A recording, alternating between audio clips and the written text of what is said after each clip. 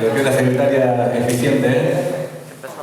Bueno, el tema de hoy es un poco complicado. Vinimos hablando de la iglesia, después seguimos hablando de los miembros, de los deberes de los miembros hacia la iglesia, de qué cosas recibe un miembro por parte de la iglesia, requisitos para ser miembro.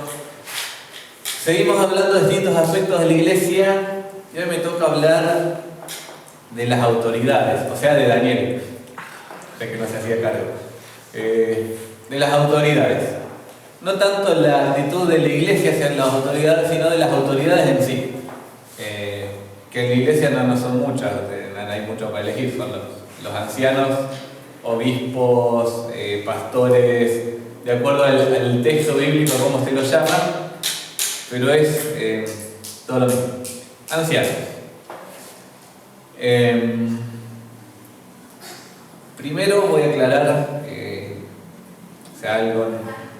Si bien hablamos de autoridades, partimos de la base que ante los ojos de Dios somos todos iguales. No, por hablar de autoridades uno habla de distinta escala o calidad de cristiano o clase de cristiano. Somos todos miembros de un mismo cuerpo, tenemos toda la misma cabeza que es Cristo, todos debemos obediencia y sujeción a esa cabeza, pero Dios dispuso que en su iglesia los miembros tengan distintas funciones y ninguno más importante que otro. Eso Corintios lo deja bien claro, Romanos también. Todos necesitan de todos.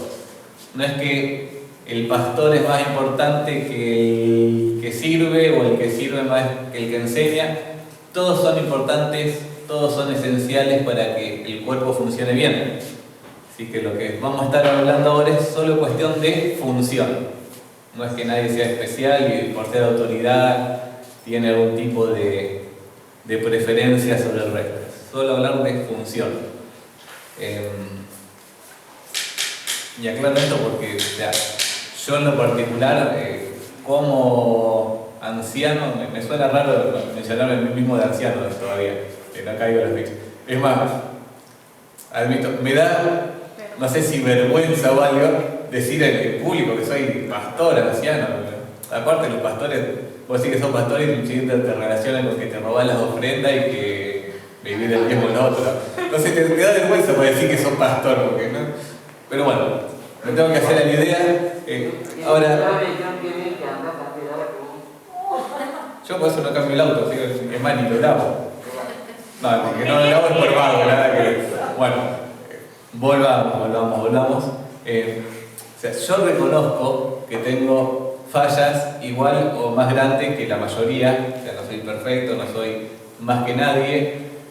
Lucho todos los días contra mi pecado, como espero que ustedes también lo hagan. Yo creo que muchas veces gano y algunas no. Lo reconozco, soy pecador, soy falible. Incluso al tomar decisiones, a veces le voy a acertar, por ahí le puedo errar, soy humano. El problema es que mis decisiones, cuando le erro, yo sé que lo van a afectar a la mayoría de ustedes, y son decisiones que tienen que ver con la iglesia. Pero tengo pros y contras, como todos los tenemos. Ahora, a pesar de todo eso, al Espíritu Santo le pareció bien por alguna razón que yo esté acá. Las ironías del destino. Pero bueno, si alguien tiene queja contra eso, ya saben a quién quejarse. Al jefe, no a él ni a mí, al de arriba. Y si no le parece correcto quejarse, bueno, hasta a mí me da ganas de quejarme a veces. Vamos al estudio de hoy. Cerramos el paréntesis antes que siga hablando demasiado. ¿Qué dice la Biblia en cuanto a autoridades? Le vamos a hacer buscar, ayúdame, varios versículos, se va más rápido. Alguien que busque Efesios 1:22, otro que busque Colosenses 1:18. Estos versículos dejan bien en claro quién es la máxima autoridad de la iglesia. Efesios 1:22. Sí. Y sometió todas las cosas a sus pies y lo dio por cabeza sobre todas las cosas a la iglesia. Muy bien. ¿Qué tiene Colosenses 1:18? Él es también la cabeza del cuerpo, la iglesia. Él es principio, el primogénito de entre los muertos, a fin de que Él tenga en todo la primicia. La preeminencia. Sí, pues esta es la versión, la Biblia de la Amén. O sea, la cabeza de la iglesia, y hay más versículos también, no lo vamos a seguir leyendo, es Cristo. O sea, no hay mucha vuelta que darle. La autoridad máxima de la iglesia es el Señor, Cristo Jesús. O sea, el anciano no es la cabeza de la iglesia. El anciano es parte del cuerpo. Quien es la cabeza es Cristo. Ahora, Dios a la vez pone a cargo de la iglesia a ciertas personas. Ayúdenme a buscar Hechos 20-28. El primero que le encuentro es el de...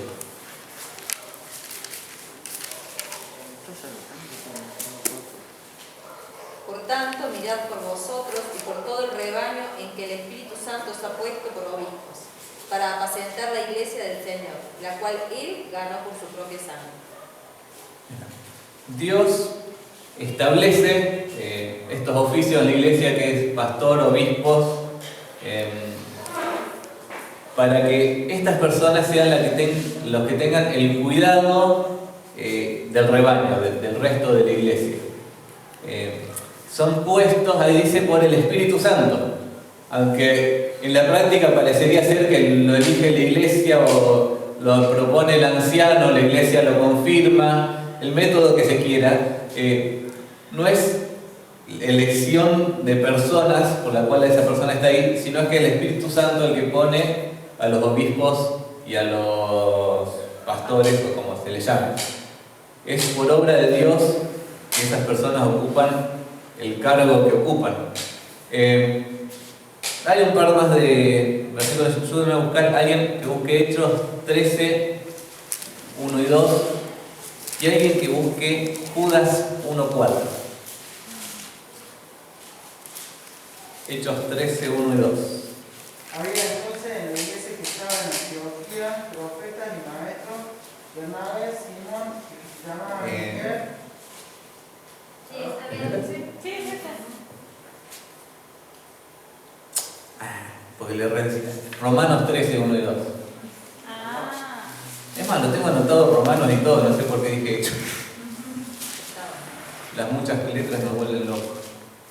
Sométanse toda persona a las autoridades superiores, porque no hay autoridad sino de parte de Dios, y las que hay por Dios han sido establecidas.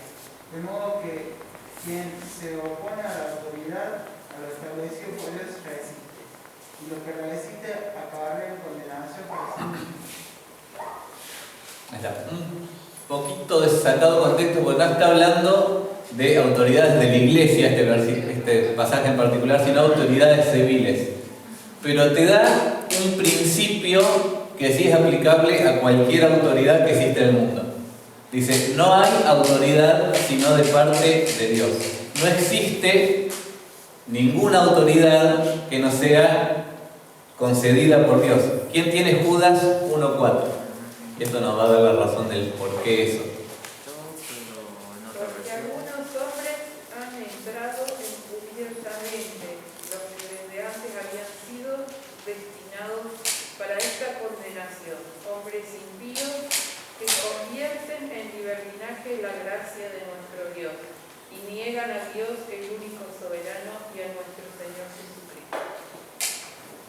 ¿Qué tendrán que ver? Dice, nada, la mayoría del versículo, pero lo que importa de ese versículo es cómo se lo llama a Dios. Dice, el único soberano. El único soberano. Nosotros a veces llamamos soberanos a reyes, a personas que tienen poder para mandar soberanía sobre algo. Ahora, el único que es 100% soberano es Dios. ¿Qué es ser soberano? Es ser dueño de, en este caso, en el caso de Dios, de todo. Es quien puede decidir sobre las demás cosas. La soberanía sobre un territorio es que uno puede decidir sobre ese territorio, por eso estamos peleando por la soberanía de Malvinas todavía. Decimos que somos soberanos, pero en realidad no lo somos porque la tienen hoy por hoy los ingleses. Soberanía es la capacidad de mandar, de dirigir sobre algo. Ahora, el único que tiene esa capacidad en sí mismo es Dios. Es el único soberano. El único que tiene autoridad en sí mismo. Ahora, todas las demás autoridades que hay, que existen, son delegadas de esta autoridad. Por ejemplo, ¿vieron el ejército que está en las cadenas de mando? ¿No? Está no sé cómo me tendría que haber aprendido, el cabo, el soldado, ¿no? Vos trabajás en esa pareja militar, tenés que saber. Soldado, cabo primero, cabo principal, sargento primero, sargento ayudante y delegado. Ahora, cada uno de esos rangos, ¿tienen autoridad ellos? Sobre lo que están abajo. O sea, todos tienen algún tipo de autoridad, pero la autoridad de cada uno viene del que está más arriba, ¿no? Porque si no voy a decir el que está más arriba, él tampoco es nadie. Y así sucesivamente hasta que llega el, no sé, que sea el más capo del ejército. Bueno, en la práctica del mundo y en todas las autoridades que existen funciona así. Dios delega autoridad a distintas personas. En Romanos estaba hablando de autoridades civiles, e incluso dice que en ese caso tienen la espada para castigar al que desobedece. ¿Qué quiere decir? Que incluso les da la autoridad de, me meto en un terreno complicado, de practicar la pena de muerte, la pena capital. Dios da a las autoridades civiles el poder para matar o no matar a la persona que desobedece. Y en ese caso no es pecado porque Dios le dio la autoridad. O sea, la pena capital es bíblica. No vamos a entrar en ese detalle. Ahora, lo mismo pasa con la iglesia. Cuando Dios pone una autoridad en la iglesia, no es que esa persona se constituye en autoridad o que tiene por algo que él es autoridad de mandar, no. Él solo recibe autoridad de Dios y administra esa autoridad. Es un canal por el cual fluye la autoridad de Dios, por así decirlo. Bueno, eso hablando un poquito cómo funciona el tema de autoridad. Ahora, hablemos un poquito más de lo que son las autoridades de la iglesia y cuáles son sus funciones. ¿Qué es lo que deberíamos estar haciendo y no hacemos, Daniel? ¿Cómo? Nada. Alguien que me busque Hebreos 13 y 17, Hechos 20, 28 y 1 Pedro 5, 2. El de Hechos recién lo leímos. Hebreos 13:17 Sí. dice: obedeced a vuestros pastores y sujetaos a ellos, porque ellos velan por vuestras almas, como quienes han de dar cuenta, para que lo hagan con alegría y no quejándose. Por esto no nos es provechoso. Porque esto, no nos es provechoso. Bueno, además de no quejarse, ¿qué más tenían que hacer los pastores acá? Velar por las almas. Velar por las almas del rebaño, sin quejarse. Sobre todo lo segundo, ¿no, Delaine? Él lo escucha nada. No es solo. Está sordo. Bien. Este medio gordo, también te pone bien. Bueno, no pasa nada. Velar por las almas de la congregación, de cada uno de los miembros. O sea, ver por la salud. Cuando se refiere a alma, no solo a la salud espiritual, es la integridad del ser. Velar por cada persona de la congregación, ver que cada uno esté bien. Eso tiene que hacer un pastor. Y cuando dice como ellos velan como quienes han de dar cuenta, es porque realmente tenemos que dar cuenta de que estén todos bien cuidados. Es como que viene el dueño del rebaño, contrata a un pastor para que cuide las ovejas, después viene a ver las ovejas y se encuentra una renga, una media muerta. No, le pide cuenta al pastor de por qué está así, ¿no es cierto? Bueno, en nuestro caso es igual. Tenemos que dar cuenta del rebaño que nos dejaron cuidados y tenemos que cuidar, velar por las almas de cada uno. Hechos 20, 28 y 1 Pedro 5, 2. Eso lo vamos a leer uno tras de otro. ¿Hechos cuánto? Hechos 20, 28 y 1 Pedro 5, 2. Por tanto, mirad por vosotros y por todo el rebaño en que el Espíritu Santo os ha puesto por obispos para apacentar la iglesia del Señor, la cual Él ganó por su propia sangre. Muy bien. 1 Pedro 5:2. Pacientad la ley de Dios que está entre vosotros, cuidando de ella, no por fuerza, sino voluntariamente, no por ganancia deshonesta, sino por ánimo pronto. Muy bien. Ahí dice que los pastores tienen que apacentar al rebaño, apacentar las ovejas, apacentar las personas en este caso. Y no es que le vamos a traer ensalada para comer todos los días, no se refiere a eso. ¿Qué será apacentar? A ver, ¿tiene alguna idea? Preocuparse, cuidarlo. Cuidarlo. Guiarlo. Eso. Usa la palabra apacentar porque podemos utilizar la analogía acá de personas y ovejas. ¿Qué hace el pastor de las ovejas? Cuando un pastor de ovejas está apacentando las ovejas, ¿qué les hace cuando las apacienta? No están comiendo. Las vigila. Lo lleva al lugar para comer. Para comer. Como el Salmo 23. Como el Salmo 23, en lugares de delicados pastos nos hará descansar. La idea de apacentar, sí, tiene que ver más que nada con el pasto, suena hasta parecido y todo, es llevarla al lugar de la oveja donde puede comer y alimentarse y nutrirse. Es más, el diccionario de la Real Academia Española, vos buscás apacentar, las primeras dos definiciones son: una, dar pasto a los ganados. Por descarte sabemos que esa no es.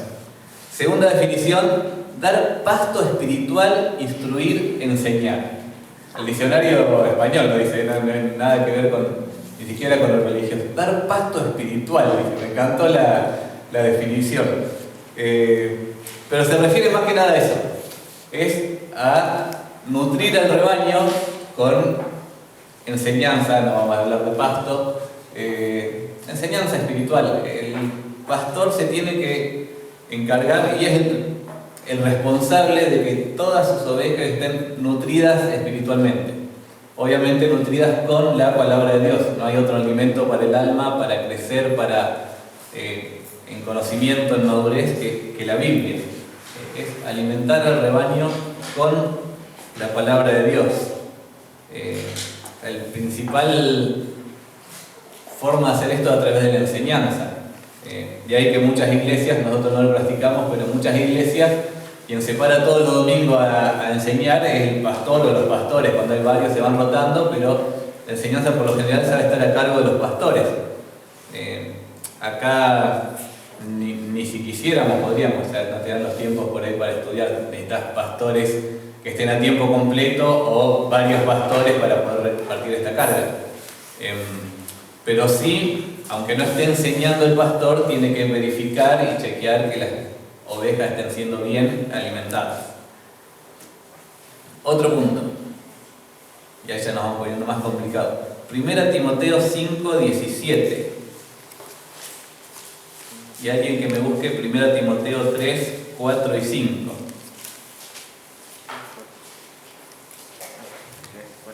Los ancianos que gobiernan bien sean tenidos por dignos de todo honor, mayormente los que trabajan en predicar y enseñar. Muy bien. Los ancianos que gobiernan bien. Y esta palabrita, gobernar, si uno se pone a buscar en los originales, a ver si no quiere decir algo que no sea esto de gobernar, que suena medio chocante. No, significa eso, gobernar. No hay mucha vuelta que darle. Es la mejor traducción que uno le puede poner. Se usa tanto para ancianos como para gobernantes seculares de la época, que es como lo hacía Pilato, Herodes o personas que eran gobernantes. Es esta palabra, gobernar. Ahora, ¿cómo se aplica esto a la iglesia? Ahí podemos apoyarnos por ahí un poquito en 1 Timoteo 3, 4 y 5, se usa la misma palabra, en otro ámbito. ¿Quién lo tiene? Que gobierne en su casa, que tenga a sus hijos en sujeción con toda honestidad, pues el que no sabe gobernar su propia casa, ¿cómo cuidará de la iglesia de Dios? Está hablando de los requisitos para los pastores. Uno de los requisitos es que gobierne bien su casa. Y usa la misma palabra, incluso en el griego en el original es la misma palabra, gobernar. Ahora, cuando pensamos en un hombre gobernando su casa, ¿en qué pensamos?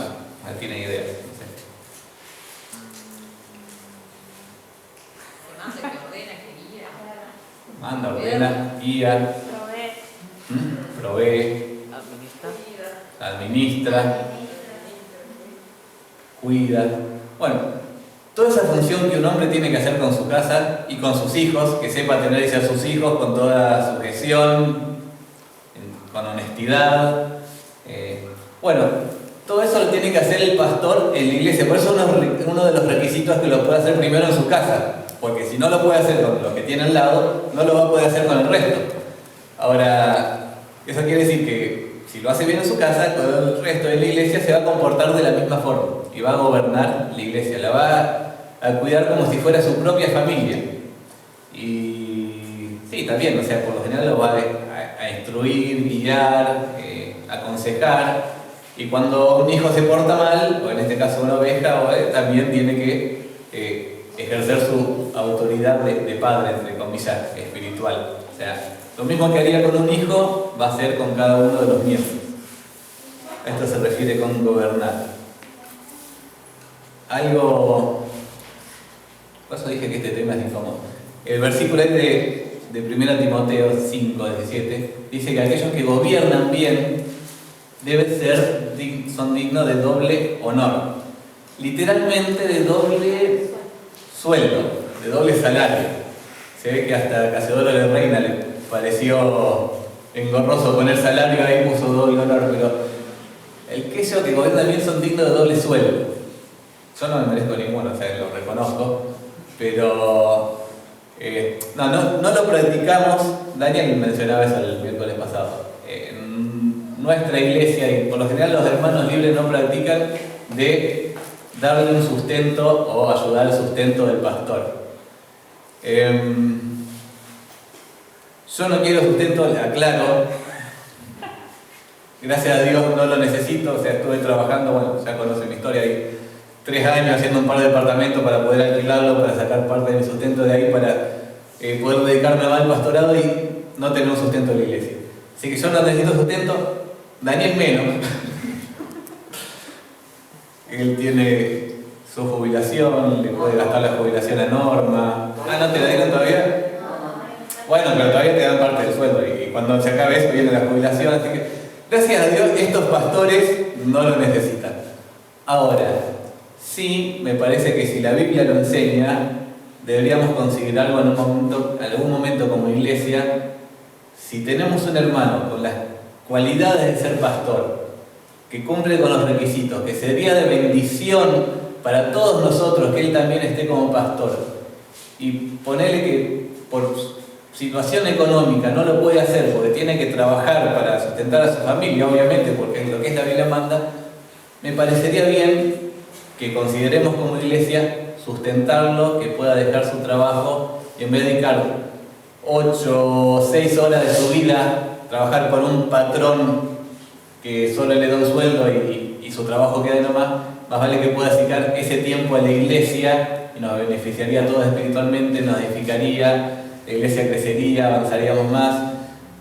Me parece que, o sea, si es el plan de Dios y así está en su palabra, creo que es lo mejor y creo que como iglesia tenemos que apuntar a eso también. En parte lo que recién le decía, bueno, los pastores no nos podemos encargar de toda la enseñanza, porque o sea, yo, si bien, bueno, tengo un ingreso ahí, tengo que seguir trabajando todavía. Daniel es Daniel, está jubilado, pero bueno, también ya... Es prácticamente hago muchas cosas para ahorrar dinero, no. Muy bien. Y también tiene sus ocupaciones y sus cosas, no digo que no. ¿A qué voy? Que sería bueno, redondeando, poder sustentar a un pastor. Y sería bueno que como iglesia lo pudiéramos hacer y seamos diligentes en esa disciplina también. Nos fuimos del tema, el tema era los pastores que tenían que gobernar, y obviamente esto solo si gobierna bien, si no, no se le da un peso. Pasemos a lo siguiente.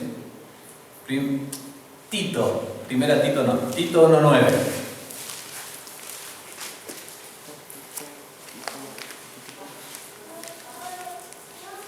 Retenedor de la palabra fiel, tal como ha sido enseñada, para que también pueda exhortar con sana enseñanza y convencer a los que contradicen. Está hablando de un pastor que tiene que retener la palabra tal como es enseñada, tiene que retener la sana doctrina. A Timoteo también se le manda esto en una ocasión. El pastor tiene que velar que la doctrina de la iglesia no se distorsione, no se contamine, cuidar la sana doctrina. Se explica por sí solo el término. Pasemos a lo siguiente. El que a algún pastor más le pueda gustar, pero a mí no me gusta mucho. 1 Timoteo 1:3, 1 Timoteo 4:11, 1 Timoteo... ¡Ay! Se me borró el número. Versículo 17. A ver cuál era.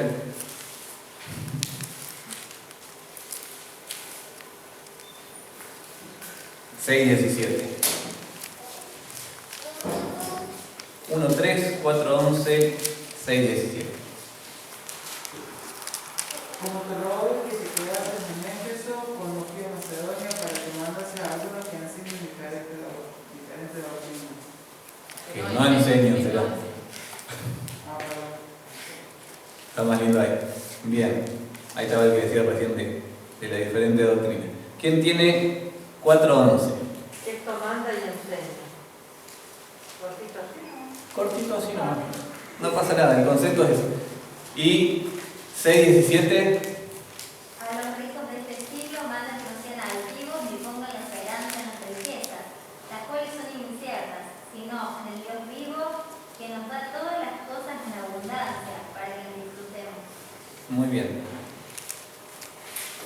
La carta de Timoteo es muy linda, sobre todo para los pastores, porque son todos los consejos de un apóstol a un pastor novito flamante que estaba empezando su obra allá en Éfeso.